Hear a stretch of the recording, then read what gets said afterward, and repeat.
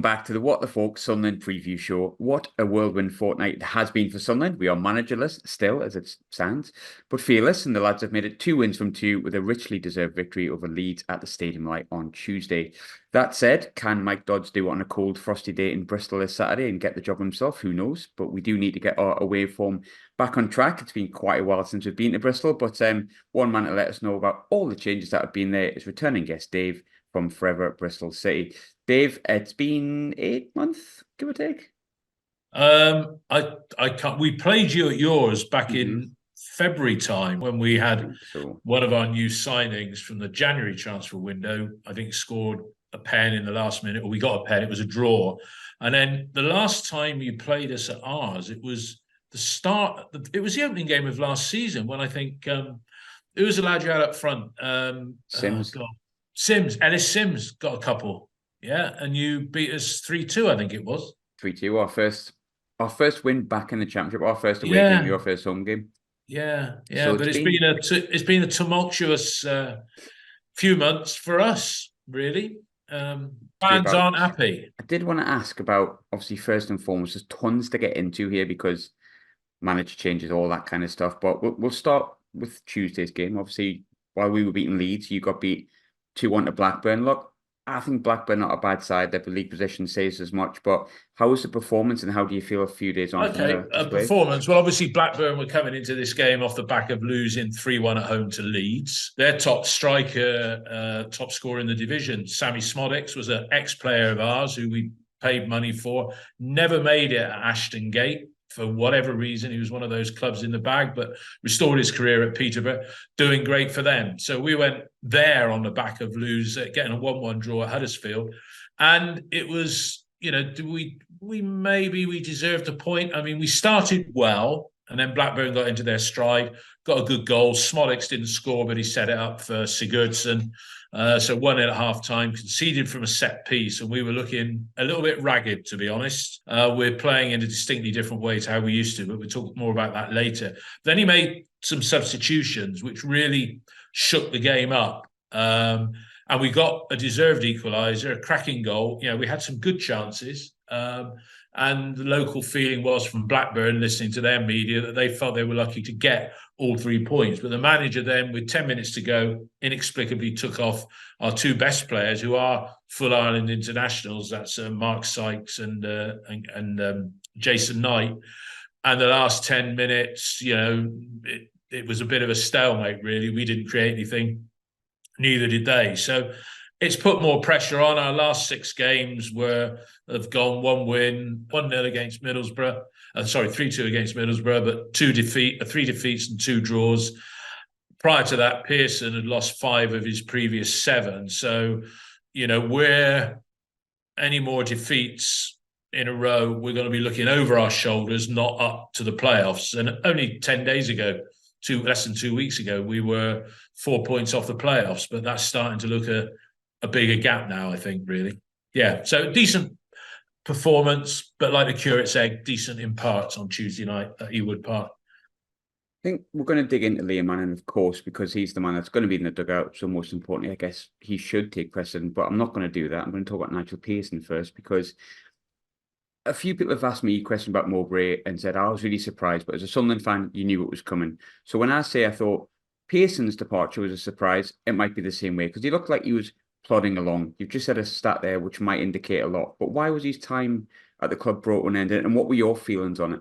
Okay, I'll tell you what the feelings were. I mean, when Nigel was appointed in March 21, it was in the middle of the COVID season, the tail end, he had to clear up an absolute, you don't mind me swearing on here, but it's not a swear word, an absolute shit show left behind by one of your former managers, Lee Johnson, who was succeeded by Dean Holden, but also our chief exec, who's now being controlled in an effective way at Ipswich, Mark Ashton. So we had massive financial losses. And the big thing about Nigel, he's only won 15 games in each of the seasons in charge. So it's been slow progress, painfully slow. But we've had a reset.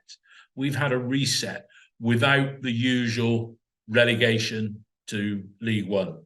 It's slow. In the summer, we were told there was going to be some spending, but we sold Alex Scott, as you know. And I think Pearson had the rug pulled under him from a little bit because the sales of Scott and Semenyo to both to Bournemouth, actually, it's a Bristol City feeder club, which sounds bizarre. That's raised 35 million quid. And Pearson's only been allowed to spend, I'll ignore wages, only been allowed to spend about 6 million. Added into that, some of the big signings from the Johnson Ashton era, which were on high wages, people like Callas, Famara Deju, Casey Palmer, who went to Coventry. Those three were high wage earners. They cost the club in transfer fees in excess of 20 million. They went out the door for nothing.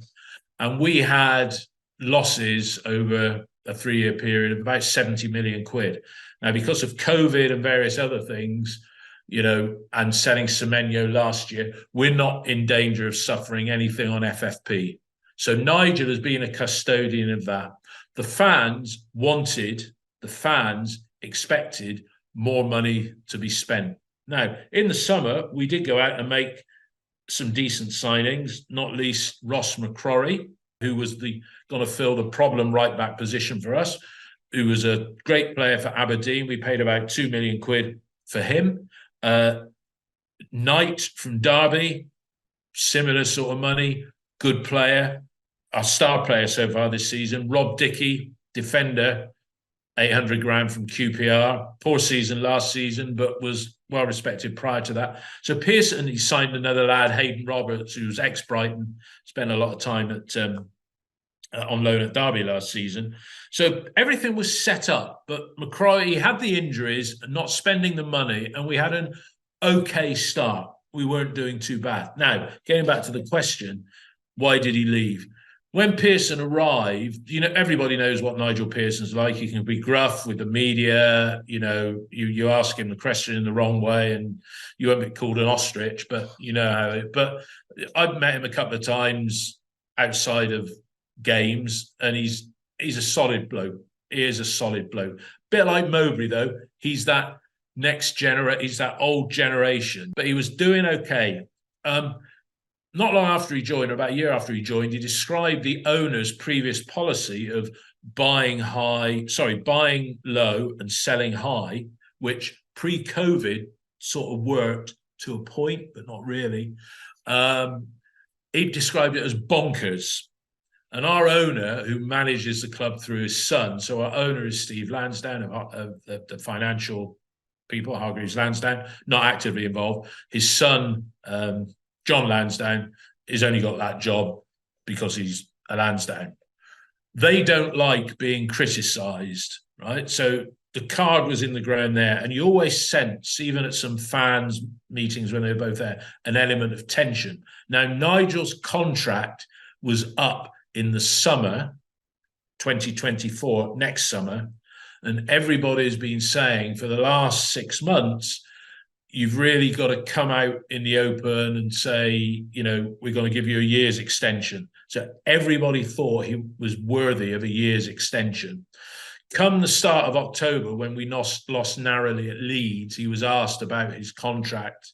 And he said, you better ask people upstairs. Why are you always asking me? And in the absence of a chief exec who'd also walked, a chief exec who was recommended to the club by we believe Richard Scudamore, ex-FA, the chief exec was a guy called Phil Alexander. He walked, and nobody knows why. He was only in post for 6 months. So Nigel was fronting up everything. We'd also lost the previous chief executive, Richard Gould, to go and be chief executive of the English Cricket Board.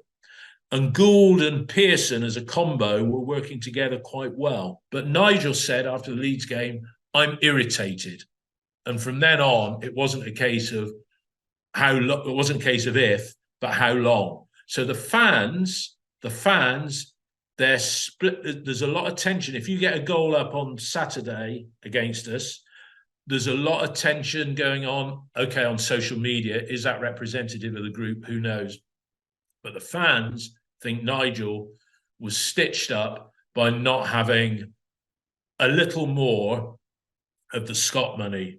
So, and they and they dressed it up. They should have come clean because Nigel hadn't been on the grass. He's had a bad back problem. Yeah, serious it was thought, but he said nothing massively serious.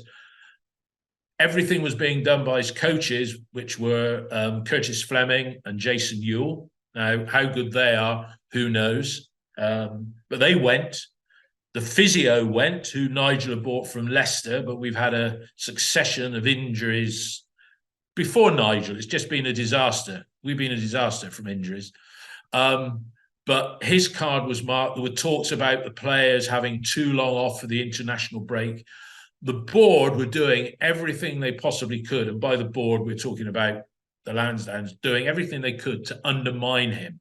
But if you looked at it, statistically, we weren't doing great, but the fans were in favour of Nigel and anti the board. And our owner, he's put in 300 million, if you look at the ground and everything, over a 20-year period. And some people have spent half of that and have had a lot more to show for it. So we're a club, you've had good times, and I know you've been down in League One, but we're a club that have been underachieving for 43 years, had a financial benefactor who spunked his money away on certain bad decisions with managers, stuff like that. Lee Johnson would never have got a job in a championship club other than at Bristol City. And when he went, it was probably 2 years too late. Yeah, so we are the victims, and now who do we want as manager? I think we'll talk about Manning in a minute, but there were fanciful names like Lampard being mentioned. I think a lot of fans would have been happy with John Eustace, who got chucked out of Birmingham for no real reason. We've brought in somebody who had less experience, and when Lee Johnson came, and I feel really sorry for the guy because, he's the one carrying the can for what's possibly going to evolve over the next few weeks. And he does look a bit like a rabbit in headlights. I thought the appointment of Manning was weird, in the sense that Pearson's the polar opposite, which we said, one's old school. Manning, I remember Manning quite well from when he went to MK Dons, and he started incredibly well. And for a point, they looked the third best team in League One, and the third best team sometimes goes on and wins the League One playoffs, as it was. Kind of shat the bed a little bit. We won the playoffs. He got beat off Wickham, and then his next season absolutely shat the bed, and basically they were borderline relegated before he got sacked. Then he goes to Oxford, does quite well, immediately jumps ship more or less, comes to Bristol City, but it just felt like, I don't know, a trendy appointment because he's young and he's a coach. But what's the early impressions been? You've hinted a bit, but it just seemed an odd appointment for me. Well, if you look at our social media now, and the odd appointment, the right thing to have done, getting back to Nigel, was to said, Nigel, we're not going to renew your contract. You're not well, right? He's been ill. He couldn't do training. He was on crutches at every game. We're going to honour your contract up to the end of the year, which end of June. You leave, get yourself fit. Thank you for your service. The thing is, Liam Manning, he's got an inexperienced assistant. I call it inexperienced. And I thought when he came from Oxford, you'll know this player, one of his team at Oxford was Craig Short, who's played a lot of football at the highest level. And I thought, okay, you've got that young guy. He needs an old head, experienced coach, director of football type. Oh, hang on, we just got rid of one of those. That was Nigel Pearson. Now, the man who is in the ascendancy in terms of, in the eyes of the board, who's also getting pelters, and he's a club legend, and that's Brian Tinian, who used to play for Newcastle, but he's been associated with Bristol City since about 1991. He's come off social media. He had a short spell as manager back in 2004-05, but we're operating no chief exec, a chairman, not a proper chief exec. It's a bit of a mess. And your term trendy appointment, I'd agree with that, because people are saying he's like an artificial intelligence manager, that when you listen to his answers, it's all about the process and everything like that. And people have already noticed he's not a gregarious. Pearson was a character, not gregarious. This guy, everybody thinks he's out of his depth. And, we're thinking next 5 games before the window opens, we got you and we got Hull at home and then away to Watford and Birmingham, right? We could well and truly be in that bottom 6 now that QPR are starting to put some form together, because it looked like the bottom 3 were cut adrift. They're not. But he's trying to make us change football. And whilst we were the lowest scorers, we had the 3rd best defence in the league when Pearson left. And that's not happening. So he's trying to do, it's so-called front foot football, but it isn't really. It's very possession-based, but with no end product. Looking at Alex Scott, 25 million, gone to Bournemouth. Big player. I think we spoke last season about him. We kind of, you always felt, he's going to go at some point. Yep. He's been injured, so he's not really played that much. But how much has his loss actually affected Bristol City? Was the 25 million beneficial? I think. I'll be honest. I probably said this on your podcast last season. I thought it was a little bit of style over substance with Alex Scott, because for a player of 25 million ability, you'd be expecting him to rip it up like Jude. Well, you got Bellingham's brother now, but you'd expect him to be a standout player. And he did it in the cup game against Man City. He did it in flashes, but he didn't do it enough. And he was not being played in his best position. He was played a lot of, maybe not last season, but his first season, in a right-back role. But I thought it was great for the club to get 25 million. Funny enough, the way that's being paid is in 4 stages, and we sold him injured. He didn't play. He played 3 games, and a pal of mine's a Bournemouth fan. He said in those 3 games he looked the real deal, and then he got injured again, and he's out until the spring. So was he a loss?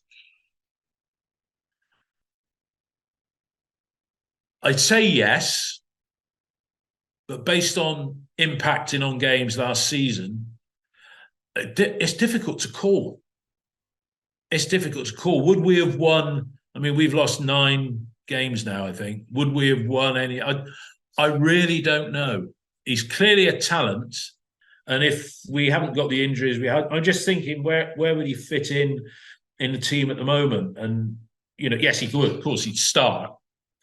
But I think in Jason Knight, who cost us £2 million, I think we've got a very good 22-year-old player, I think he is, who inspires me when I watch him. I won't say more than Alex Scott, but he's all action. He's involved in everything. And as I say, the fans, if we'd have gone out and bought 2 more at that 2 million level and not had McCrory injured, but just had a couple more, maybe a big man up front, I think I'd be feeling a lot happier, and the fans would be happier. But they don't, again, harking back, they don't like how Pearson was treated, but that's coloured by, they don't feel the Lansdowns have spent the money. So Pearson's got a halo factor that if you look at results, it was a little bit, right, good, but we're not that great. Yeah? Does that make sense? Yeah, absolutely. And I remember we spoke before the game, and obviously the chat was Alex Scott because he was getting the headlines. But the one that impressed me most from memory was Sam Bell, which is another young boy that's come through. And well, Sam Bell has made it to the England under-20. He was playing the other week. He did the assist for the goal. You'll think I'm mad, but I'm going to say the same about Sam Bell as what I said about Alex Scott. His effect on the game, he scored 4 goals this season. I think he's only 20. But he could well be even left out of the starting lineup this Saturday because he has looked like a little boy lost out on the wing. So Sam Bell, it's, if he didn't play on Saturday, he wouldn't be in my starting 11, let's put it like that, this weekend. And we're 9 subs, although we're only naming 8 at the moment. It's a squad game even on a match day now when you look at the multiple subs that can be made. He wouldn't be in my starting 11 though. Looking at Sunderland, you spoke the other week and we said, obviously, 2 new people in the dugout. We, as we're speaking, haven't got one as yet. I think it'll be Mike Dodds in charge. I'm not sure what you'd make of us in some ways, though, because 2 big wins against 2 really good teams in the last week, but no manager, and we haven't won away from home for a while. Yeah, And you've knowing lost 3 and drawn 3 of your last 6 away, haven't you? correct. From what you've seen, and I know you won't watch this every week, and no one's an expert on anyone other than their own club. But what have you made of Sunderland over the past sort of year, 6 months? I mean, look, you got to the playoffs last season. You're a big club. I don't know how many fans you're bringing down to Ashton Gate this weekend. Two and I a think half. sold out 2 or 3, something like that. Yeah, so you're a well-supported club. You have if they have Prem 1 and Prem 2 in terms of a setup in this country, you'd be in that without question because you're a big club. And I look at you. I mean, I'm aware of Jack Clark. There's Luke O'Nine. I watch the odd game, and you have stuttered and started a bit. I watched how you guys were doing when Lee Johnson was there, and much as I despise him because he's a nice human being, but I thought he was harshly treated by Sunderland when he was exited. Okay, the fact that I think you lost 4, 5, and 6-0 to Portsmouth, Bolton, and your other chief rivals. He might not last till Christmas at Fleetwood, by the way, if you look at their results. Yeah. But so I had that interest, and I looked at I used to look regularly at the fans forum. So I think I think you were good enough to get up in to the playoffs last season, and you're going to be one of those sides that's there or thereabouts just because of the critical mass that you've got as a club. I watched your documentaries, Sunderland Till I Die, both of those with interest. I thought it was absolutely great because you can relate to that level of football. I mean, you were a big club in League One, and you were badly managed as well off the pitch during that period. But when you're doing well that you'll get crowds of 40,000 there. And considering I'll say prior to our stadium development, we were only getting crowds of typically 15, 16, and we're getting 21, 22, which for Bristol is pretty damn good at the end of the day. I kind of was debating bringing this guy up or not, but I'm going to do it. I did despise Lee Johnson, but just not my kind of guy. But obviously I don't know if you class him as a legend at Bristol City, but he's got a lot of time there as a manager, a lot of time there as also a player. He came to Sunderland, big job in a division where, we historically have never really been in. And he did, half that season that we went up, he did get results in those points when we were near the top of the league. But as you said before, 6-0 at Bolton, I was there, it was awful. But I think he was really highly rated, like after he left Bristol City, and people felt he'd stayed there too long, which you touched on before. You look at his time now, he failed at Hibs. I've got loads of Hibs mates, don't like him. Fleetwood, he's streaking again, streaky Lee. Yeah. Now that you've been away from Lee Johnson for a considerable amount of time, are you surprised how, and this is all due respect to Fleetwood, but how far he sank as opposed to kind of like going upwards? Look, I think you say about Lee Johnson's playing career, Lee Johnson had 400 league games in his career, and his dad was manager for 350 of those, right? So don't get me going on that. So he played.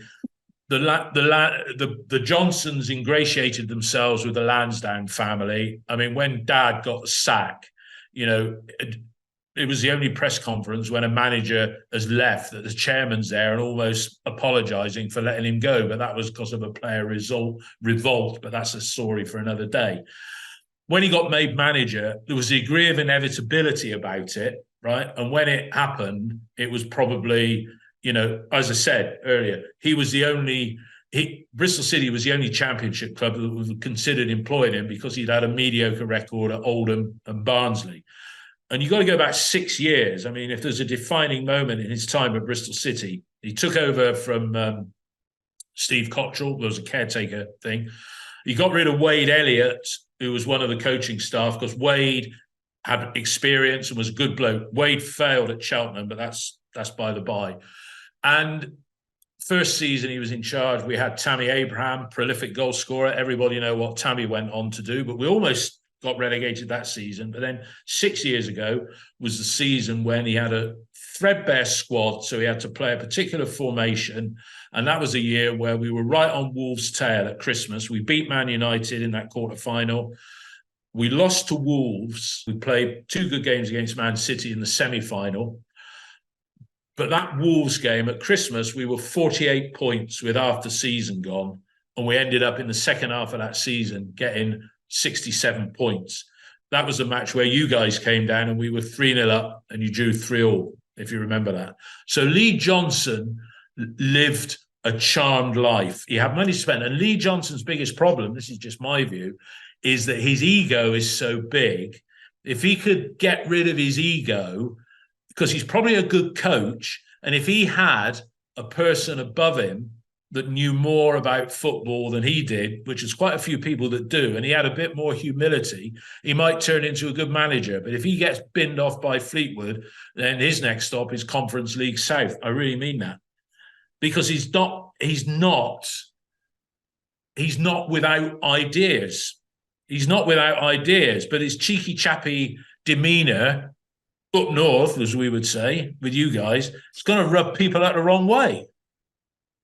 Me being chief, and you're nodding, and you know what it's like is in front of the camera. You know, one of our podcast contributors, he does a great impression of his dad and his son. In fact, that's one of my podcast contributors that was called by somebody the other day on our YouTube a spouting hobbit, which I thought was one of the best character descriptives you could ever give somebody. But yeah, so that's my thoughts on Lee Johnson. You know, you're good, you're not bad, but listen, don't have such a big ego. And Liam Manning has come in to join us as manager with less of a record, not the cheeky chappy demeanour, and he's boring the ass off of everybody, and he's only been here 6 weeks. Barely that. I mean, yeah, I agree with you on Johnson. I want to add more to it, but you kind of said what I felt. There is something, I just don't know what. And those streaks that he goes on, I mean, we got warned. I did a podcast when he came in and I said, look, he said, Lee Johnson. And I thought, has he done something that I don't know about? But then it turned out it meant results. But it continued at Hibs. It's continuing at Fleetwood at the moment. And I just feel you can't seem to get rid of it. And look, it's definitely a conversation that could be had. But you touched on a few players before. I've got two more for you. You mentioned obviously Jack Clark and a couple of other players, but is there any particular positions where you're weak and you think, you know, we could get at you a little bit? Any players from our side that concern you? No, that's easy. That is easy. Oh, absolutely easy. I mean, as a team, we're not physically very strong. We've not got anybody in our team. No. Rob Dickey, centre half, sound bloke. He can take the ball out of defence, but he's solid. Yeah, Cam Pring's solid. We'll line up. We'll have a back four. It might look like a three. I'm going to say the weak link. The weak link is a right back, George Tanner. Right, clubs play on him, and he put an own goal in the other week when we lost against Norwich. You know, we signed him from Carlisle 3 years ago. He's only 21. Again, nice lad. He was a product of the Man United Academy. Yeah. He got caught in possession for the goal that led to Huddersfield's goal last week. He's not on it. So if I was targeting, I'd say target that position there. We're totally lacking in creativity in midfield. We got Matty James, obviously, you know, I'll say he cruises through game. And Joe Williams, the one that should play in, and then Leon Knight is sort of playing more in front and playing everywhere. I mean, he had 3 chances to score in the second half. He was almost like a number 10. But have we got any real weaknesses? If Sam Bell plays on the left, I'm going to say it's a weakness, but our crossing is appalling. And if you run at us hard through midfield, you'll probably win the game, I would think. Yeah.